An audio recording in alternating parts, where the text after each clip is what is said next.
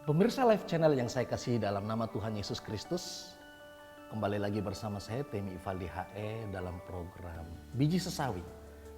Kali ini kita akan membahas tentang motivasi yang benar datang kepada Tuhan. Ketika seseorang merasa mapan, sehat, kaya raya, keluarga yang harmonis, banyak orang merasa seolah-olah mereka tidak membutuhkan Tuhan dalam hidup mereka. Tetapi begitu keadaan sebaliknya yang terjadi dalam hidup mereka, barulah mereka mencari Tuhan supaya dan berharap supaya Tuhan memulihkan keadaan mereka. Tentu ini merupakan sesuatu yang tidak salah ketika kita merasa membutuhkan Tuhan dalam hidup kita. Tetapi ketika kita hanya merasa membutuhkan Tuhan hanya untuk memenuhi kebutuhan jasmani kita, itu merupakan motivasi yang salah datang kepada Tuhan.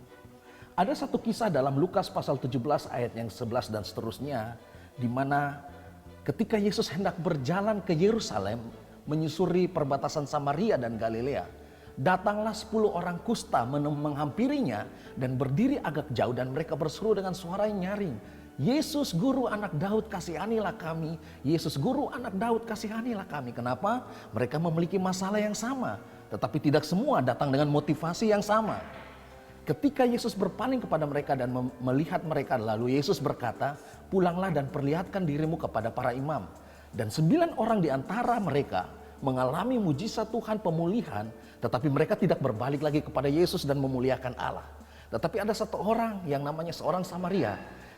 Ketika dia mendapati dirinya telah dipulihkan oleh Tuhan, dia berbalik kepada Yesus, dia tersungkur di kaki Yesus dengan suara yang nyaring, dia memuliakan Allah.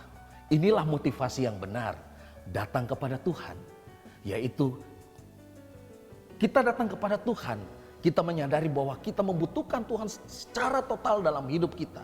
Bukan sekedar hanya menyerahkan masalah kita kepada Tuhan, tetapi membawa diri kita kepada Yesus dan dipimpin oleh Yesus. Matius 11 ayat 28 berkata, "Marilah kepadaku semua yang letih lesu dan berbeban berat, aku akan memberikan kelegaan kepadamu." Kalimat ini merupakan kalimat ajakan Yesus kepada semua orang yang memiliki masalah, persoalan, beban berat dalam hidup mereka.